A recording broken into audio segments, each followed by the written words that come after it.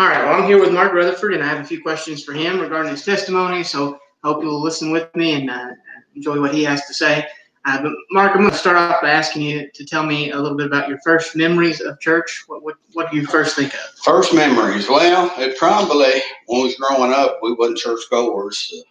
We didn't go very much at all, so probably my biggest memories would be at Penrod beginning in 1991. But there were opportunities when I was growing up to go to Browder. And actually at Browder is where I was saved one night after revival service. But primarily my fondest memories of church was in Penrod when I first joined. And I don't know, just people were welcoming. And we'll get into that a little bit later on how we got to that point. But the memory, as far as the odors, which I've been there 29 years now, the faces have changed. And so, but you got the memories of there when I was probably the younger age now. So I have fond memories there. And I don't know, what's the word? People then were, I won't say a lot more involved, but you had a lot more participants. I can't pronounce that word.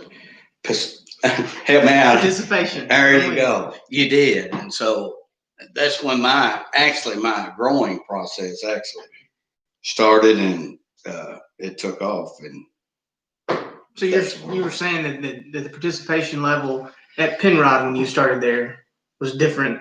It's different, and it seems like well, you had more people that was really studying hard, really applying hard. We'd do memory verses, and that really helped me. And there's a lot of the older ones there, and I know you've heard Clarence and Harry and Rhoda and Joyce Hire. I mean, they were big encouragers and edifiers and helping you along the way. So that's my memory. I have a few fond memories of Browder, but there's hit and miss, and that's 59 years ago, or 50s. And there was a gap between Browder and Penrod. Big gap. And so a big gap. Would you say that was a time when there was some distance between you and God? And if so, just tell us about that. Well, it was a lot of distance to some extent, and I've never been shy about it. Taking my glasses off, Dirty's got me sweating already. The big gap was, and I kind of went my own way, if that makes any sense, because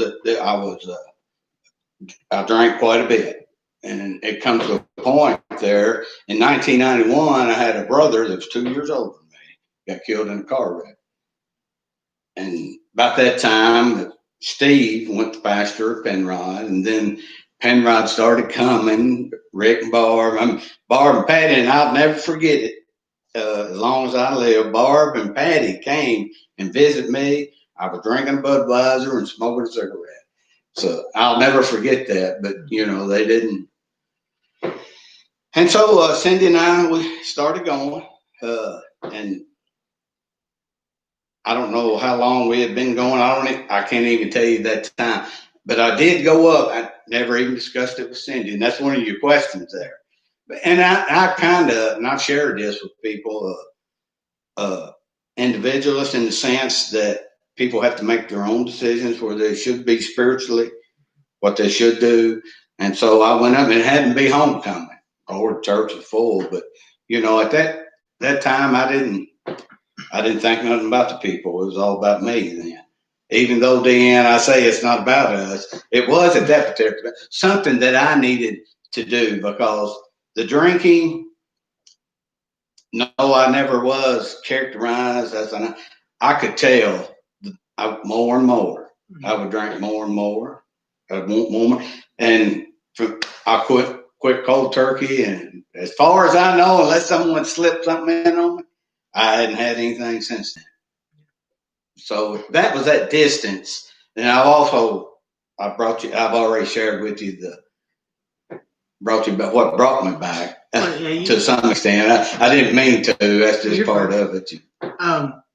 So you said when Patty and Barb came by, was that like Was that a moment that, I know when you remember, what role did that play? What it played a role. It was several. Barb and Patty, Steve coming to Penrod. Yeah. That's probably what got me there. Okay. And then really what got me thinking was not long after Jeff had passed away, my older sister came and asked me, did I know that I was saved? And I knew I did. Yeah. I knew I was. I knew that conversion experience at Browder under that oak tree, and nobody gonna convince me otherwise. That's when I changed, and that's probably the starting point. My older sister Donna come and talked to me. It was all, I don't know, probably wasn't the same day or anything like that. It was all in that time frame there, and and the drinking and all that, and I just made a decision that I needed to change and needed to go another route, and it's a route I've never regretted.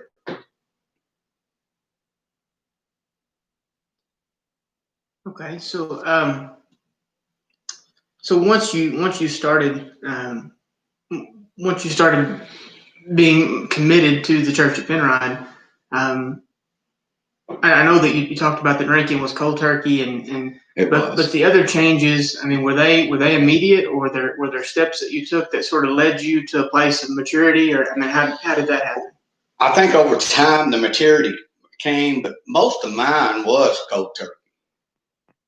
If that's the phrase you want to hear, because and have I ever wanted another drink? Not really. I haven't. But that's that mindset, I guess, and only by God's. Maybe someday when I get to heaven, stand before the Lord, I know Paul tells us not to look back. He tells us to look forward, and I try not to. But some of the paths that I went down and how he detoured or covered for me through his grace, it would probably blow my mind. And I don't know how many will watch this, but I don't recommend you to pattern your life after me. Because I'll always think, and I'm kind of ad-libbing here. Go ahead. I'll always think those greatest testimonies in life are those people that have been brought up in church and have served in the church all their life. That's the greatest testimony that you'll ever see and ever look at. So who was that for you? I know you talked about your brothers and you talked about Clarence and some of those in the church, but if they're, I mean, obviously we're patterning our lives after Christ, but there are certain people who sort of are a picture of that for us, and sort of an example for us. Were there people like that at Penrod or Browder, for that matter, that you still look to? Because whether you want to think it or not, there are folks that look at you in the church family, and they maybe they don't pattern their life after what you were before, but they see you now and you're their leader. And was there people like that in Penrod for you? Oh, there's people that was already there, but as far as the testimony, I can't speak to anybody else on where they come from, but I know the encouragement, the edifying, and the lifting up of the Penrod church members was a stay for me. Okay. And that's why I usually incorporate all the Penrod, those that were in the past and those that are there now. And I mean, people see me like I don't care. I really do care what happens to people, and it bothers me when members and people that come to our church that are having hard times. Even though I'm not a very emotional person, I'll do that more with myself. And, pray for them and stuff. I know you do. Now we haven't. You mentioned this person already once, but we haven't spent much time on her, and that's Cindy. You said that you didn't talk to her whenever you first went to Penrod. You just kind of. Well, she was there with me. Okay. Well, I didn't talk to her. I didn't tell her I was going up. Okay. So and I think Cindy, she hadn't never really discussed it, but she was probably more under the scenes as far as having people come. But she had. I'm not speaking for her, and she'll tell me no, I wasn't. But I kind of sensed that anyway, as far as having people come. Rick came, there's several people that came, but Cindy's always been a constant, no matter what I was going through as far as. Well, I'm being nosy now. I'm gonna keep pushing this button. Okay. And because I know that along the way you all had to have conversations about, faith and, just how the importance of church. And I know you come from different backgrounds as well, but, how has your relationship or your conversations with one another about church changed over the years from before you started attending again at Penrod to even, I guess, even now? I mean, how are the conversations different? Well, our primary conversation was more about the drinking than it was the church. But it's once we decided and united it's not been a question. We get up on Sunday mornings and we know what we're going to do, and there's no questions asked. Or now every once in a while we'll fall in a rut and miss a Wednesday night or miss a Sunday night, but all in all, and she's been consistent for me, but she's probably had more trouble with the drinking and all that back years ago than anything, and rightfully so. And I tell you, as far as I'm kind of getting away from the spiritual side on the drinking, it got where at night, if just say you and Lindsay was there visiting. I felt like I got up and I went to bed and didn't say that's just the way it was, Kerry and Robin can testify to that because I've done it probably more than once. But that probably saved me in as far as going down a difficult road. But it comes to the point of whether it was the Lord instilling into me that I need to go a different route. And I'm sure it was, because maybe I quenched and grieved that Holy Spirit, but he was always there. But okay, well, and that kind of brings up that issue that you mentioned, kind of getting away from spiritual discussion, but those are all sort of markers along the way that pointed you to a need for spiritual growth and spiritual maturity. And I think if there's one thing that I would hope folks at Penrod would know, and really just anybody in the church would understand, is that, we're all supposed to continually be maturing. We're all supposed to be growing all the time. And so the one question that I told you I was going to ask that I think is really important deals with in the last 5 years. How have I changed? How have you changed? And because I think it's really easy for me and you and everybody else, once we get in to a pattern or habit, we just sort of stay the same, and we don't mature and we don't grow. So I'm really putting you on the spot and asking you, in the last 5 years, do you feel like you have matured? Do you feel like anything's changed? I probably, as far as spiritually, stayed the same. As far as my study and Bible work, I probably should do a lot more. I've matured in the sense that I'm more content. Back when I first started going to church, everything was traditional. Mm-hmm. That's the way we did things. I mean, you'd incorporate a little bit of contemporary, and you had Steve and Jerry played a big instrumental in my spiritual, because we kind of grew together. He was a young Christian when he came to Penrod and pastoring, so he was growing, then I was growing, and we all kind of dab into the word and more. And I'm a firm believer in group studies. You do it. I know you like small groups, but group anyway, because once you have group and people that's dedicated to do that, then you're going to get far more out of it. Because most people are not going to do it on their own. They can say all that they want to, but they're not going to do it. Yeah. And I can testify to that. If people, and we have to be careful of this as a church, that when Cindy and I came there, and it wasn't long, we can't pile things on new Christians, like, whether it's the treasury or trustee. That's all fine and good, but people shouldn't be doing expected to do well 4 or 5 different things as far as whether it's administrative, spiritual, or because whether you won't say it or not, there are administrative things in the church that has to be done if you're going to keep the building. And I know that the church is actually not the building, but we have the building. We need the resources. So we need to be careful of that as far as you being pastor, me a deacon, that yes, let's involve people, but just don't overload. Yeah. You know, and a lot of people won't say no. We need to be careful. And I kind of got you off detour here. That's all. And that is, you know, when we talk about maturity, you know, not everybody, there's a certain level of maturity I think that's required for you to be able to say no. You know, that I want to do what's best for ministry. I want to do what's best for the church. And sometimes the way to do that is to say no to something. Yeah.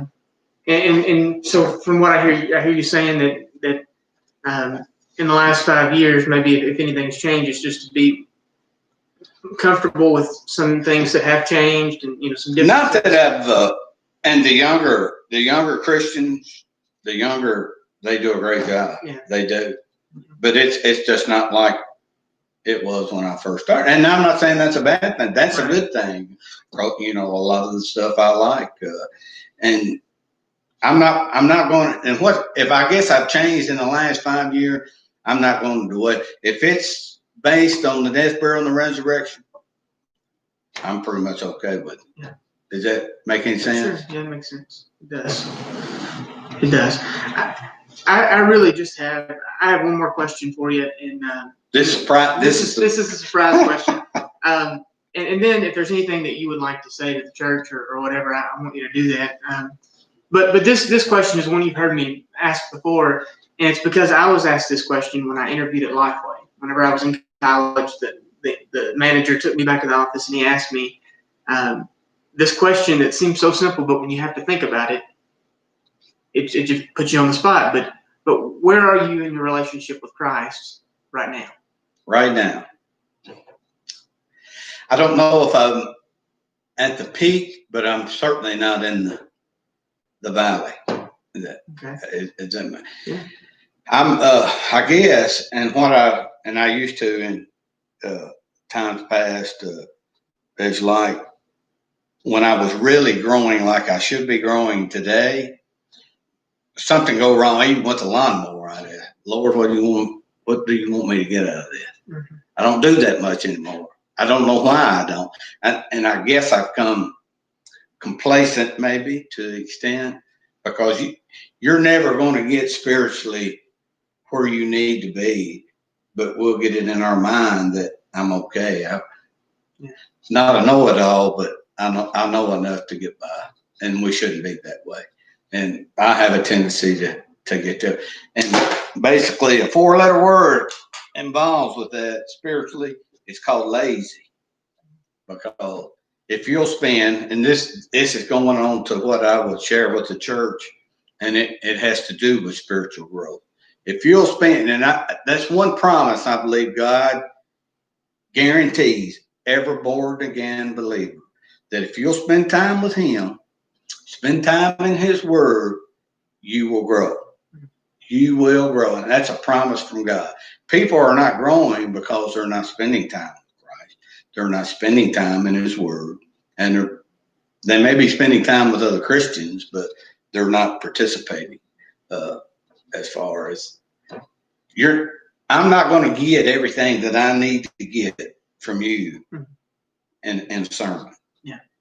I mean, I need to take that scripture that you in and start looking at it, listen to what you have to say, applying that. So that would be and maybe we lack a little bit of that, not necessarily individuals, but a church as a whole, as far as striving to grow together, if that makes any sense, and everybody striving to do their part. And I know that's probably not going to come off very well, but that's the guarantee God gives you to grow, but you have to be willing to put a little bit of time in.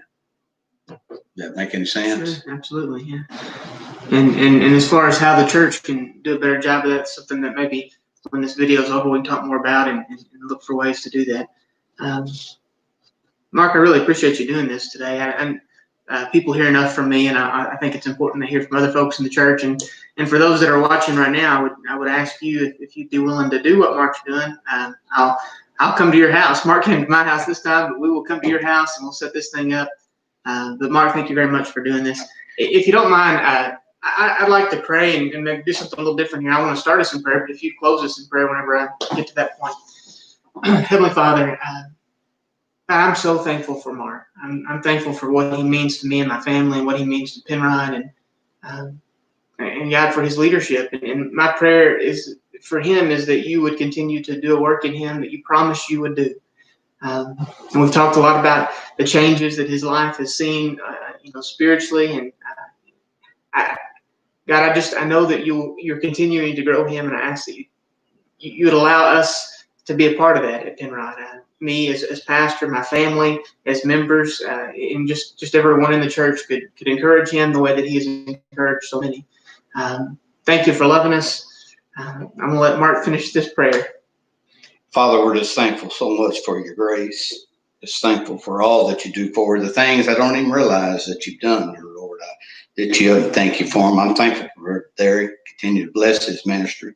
Continue to bless the church, dear Lord. I continue blessings that we continue to grow in your grace and knowledge, striving to become more like Christ each and every day, dear Lord. I'm just thankful for all the many blessings that you bestowed upon me, dear Lord. And I just pray your continued blessings on each one of us. Forgive me for where I sin and fail. In Christ's name I pray. Amen. Thank you very much.